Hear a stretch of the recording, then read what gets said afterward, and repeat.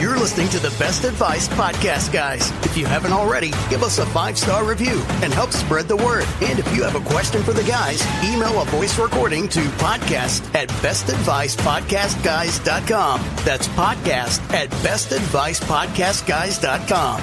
Today's episode is brought to you by Security Financial Management. If you're ready to level up your financial game, SFM offers a free initial consultation after each episode. Just send an email to podcast@bestadvicepodcastguys.com with the subject line complimentary consultation to book yours today.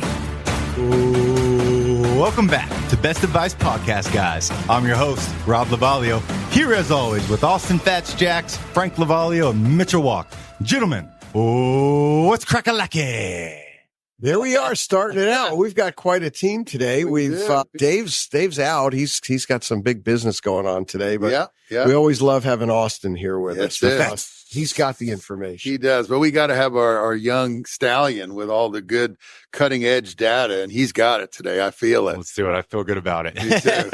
So, per usual, we like to start each episode with a powerful practice of positive thinking. We like to call this segment, Give Me Something Good. So, Fats, give me something good. Hey, give me something good. Something good. All right. Well, happy Memorial Day weekend. How fortunate are we living in this country? I think it's the best country in the world. Some might disagree, but I think it's the best. It is. You know, a lot of men and women sacrificed their lives so that we could be free and have this life.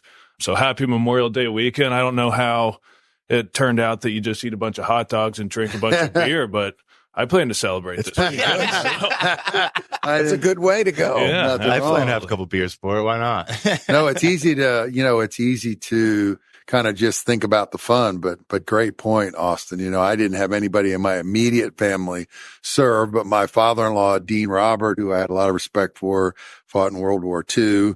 And so, you know, thank you for saying that. So here's to, you know, all those that served and sacrificed their lives and their families' lives so we have freedom. So thank you. Absolutely. Well, that was a good point. My family, immediate family, my father, 4 or 5, 6 uncles were in World War II, and another uncle was in the Korean War. So, yeah, I've got a lot of family history, but that's why we're here today free. That's right. That's a lot of sacrifice for our freedom. Love to hear it. So we're going to go right into it today, guys, with the question of the day.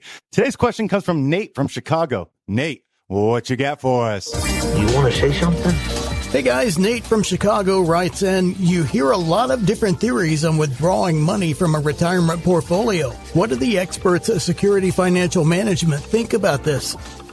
All right. Thank you, Nate. Once again, I don't have much for you guys today. Let's leave it to the experts. Who wants to start this off? I always like starting, and I'll let the our young expert and our older expert, not old, older expert kind of tie in. But I wanted to start with, before we get into some of the strategies that these gentlemen will do, is just to make sure that when you're doing a distribution from your retirement, and we've all had thousands of meetings in this expert panel, but what resonates with me is a few things. Number one is you got to look at all your sources of income. So if you have typical as a 401k, right? Because that's one of the biggest wealth builders of all the people in America. It's a forced savings plan. There's, you know, millions and millions of 401k millionaires that just grinded it out for 30 years. And at the end of 30 years, their balances have really blossomed. And that's obviously one way. And you got to pull money from that.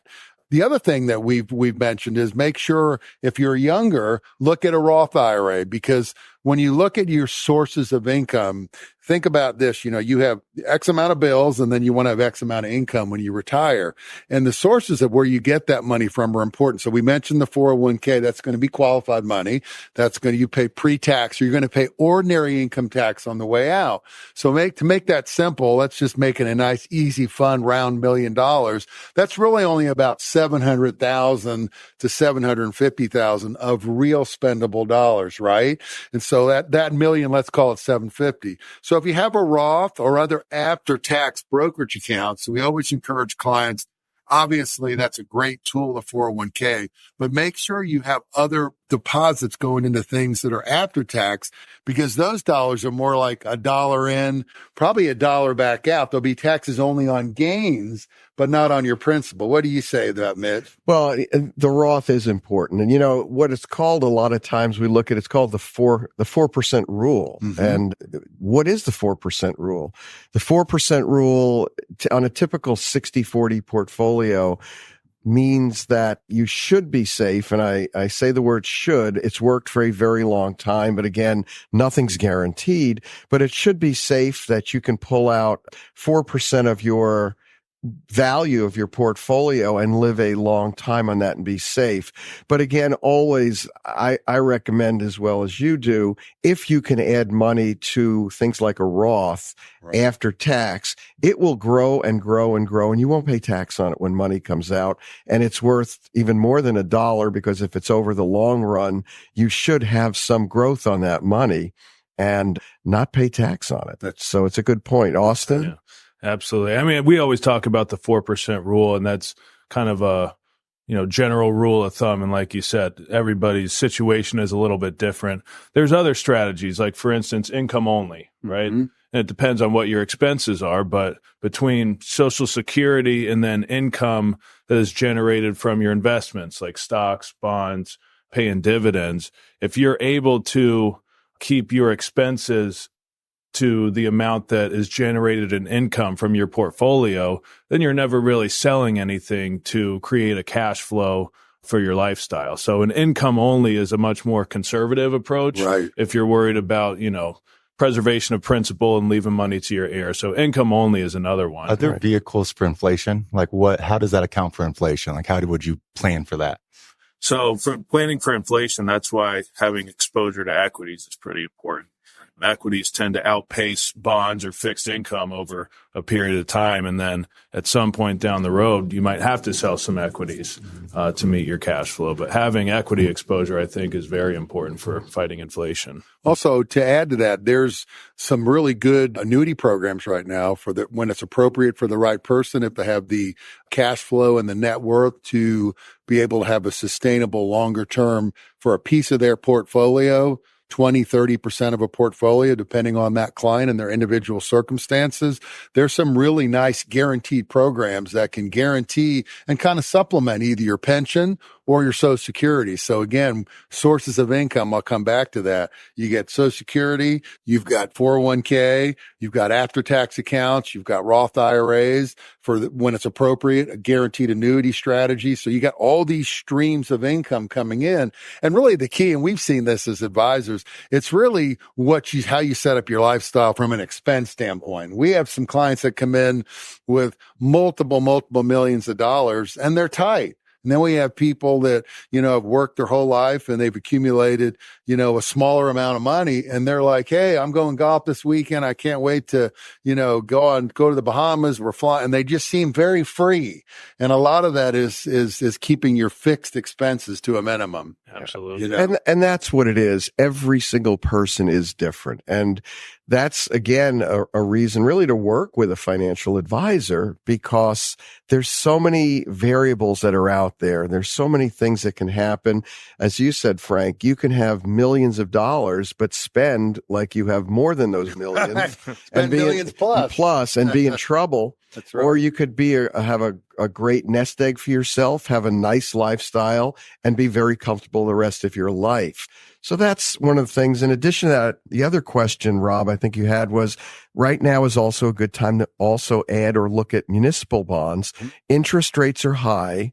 If you're able to buy individual municipal bonds, those are tax-free from federal income tax. Depending on the state you live in, you might have some state income tax on it if you don't have that state's muni bonds, but they are a pretty good vehicle to lower, or even in some cases, like in Florida, limit your taxes to zero on municipal bonds.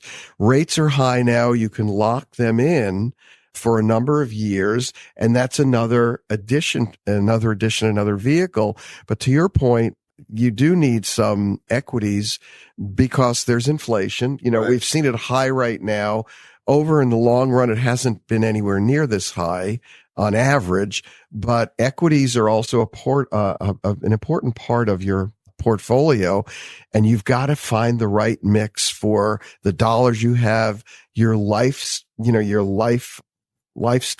Right. your expenses. So you really can sit down and try to figure that out with an advisor. We have lots of programs. We run those Monte Carlo systems and programs, and it gives you, the ideas of what to do. And that's an important part of this whole mix. Yeah. I wanted to turn something over to Austin just because it's fun to talk about, and then I'll put him on the spot because that's fun too. The market, the market's been sort of rallying. What has been sort of the reason you think that we've had a little more fun this month than we did in April? I think it's been weird kind of because it seems like bad news is good news for this market, right? Yeah. Like jobs come in a little bit weaker. Inflation, it's been a little bit higher. That's good news that it's going down, but the market is very anticipatory. Mm-hmm. And when there's uncertainty and some news comes out that maybe creates a little bit more certainty, it tends to gain its footing and kind of rebound a little bit. Yeah, that's true. That's exactly right. Yeah, inflation's a little lower. Right. People like that. And then I did a show by myself because y'all were out of town, and Robert and I did one. Great show, by the way, Rob.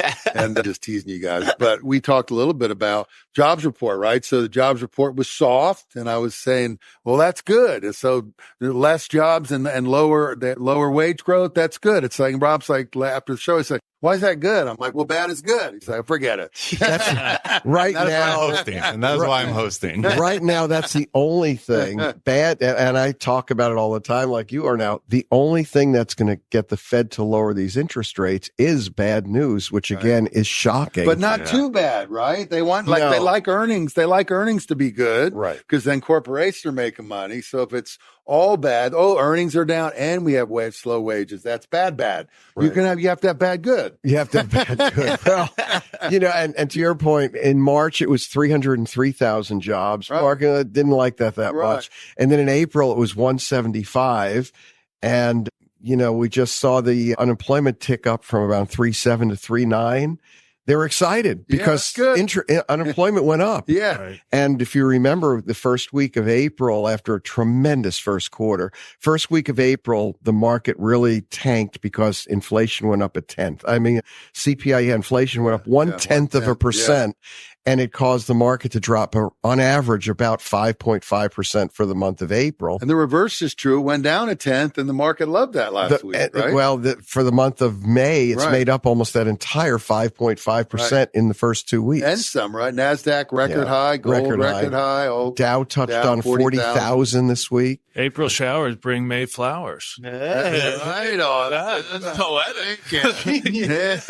I have to tell you, he's been waiting for that. He said, I saw his notes. He had that. No, I didn't. Came right off the cuff. Everyone knows Fats is modest for a local legend. Well, that is good because droughts are pretty bad. The April showers help. All right, we're creeping up on 15 minutes. Let's end the show per usual with a minute with Mitch. 1 minute with Mitch. Well, thank you. We already touched on a lot of the good news, the bad news, the record highs today, which is actually, we're recording this on May 21st. 2024. Lots of things came out this morning. Lowe's came out and beat their estimates. Microsoft is now going all in on AI. Yeah, they had their little conference. They had their conference all in on AI, and we know what has driven the market in that first quarter was AI. That's all we heard about from everybody. Inflation in Canada, just north of the border, has really dropped significantly. Oh, wow. Numbers from Canada came out this morning. Their inflation numbers are down at 2.7. Wow. So, they're almost 1% or 1% better than us. So it is possible. Huh. The markets, good, what's that? Said pretty good, eh? Yes, it is. Pretty good, eh? Pretty good, eh? Hockey pucks prices went down. That's what it was. And as we know, inflation has gone down there, and the markets are near record highs. This week, the Dow did touch a little over 40,000. That's good. But what's interesting? What I like to see, I don't like to see the up 400, 500, 300, down 300. What we've seen, it's a broad base, but what we've seen is maybe up 0.2%, up 0.3%. That feels sustainable. It's sustainable and healthy. When you don't see the 1.5% up and the 1% down, there are lots of swings. So that's also been a good thing. Oil is continuing its free fall. This morning, again, May 21st, according to Bloomberg, Oil's dropped $1.10 a barrel, or 1.38% today alone, putting it around $78.70. So that's good. They had some expectations in the Middle East when issues Israel and Iran, the attacks were going on. They thought things might get out of control. Good thing that it didn't. Yeah, looks like it. But oil spiked up, and then that was a quick 3 days or so, and oil has continued to drop down. Fed Governor Waller, this is really important, and I'll wrap it up here. He's the Fed governor from San Francisco, and what he said is the recent data shows that the economy is slowing, and the markets like that. And by him coming out with that statement, it's a positive that the Fed is not going to probably raise rates, because that's been back again. People have been talking about raises. What's probably going to happen is, hopefully, I think maybe in September, we might see a quarter cut, possibly, because the numbers are coming down. Consumer credit is getting very high on their credit cards, but they are still spending. They are still spending their money. So that'll give you a quick wrap up with A Minute with Mitch this morning. We've touched on everything, but I'll finish right there. Thank you, Mitch. Thank you, Mitch. Remember, folks, the secret to wealth is not what you earn, it's what you keep. Happy days, everybody. This podcast is for entertainment and educational purposes only and is not intended as personal financial advice. Before making any financial decision, please do your own research and consult a financial advisor as needed. If you have a question for the guys, email podcast@bestadvicepodcastguys.com.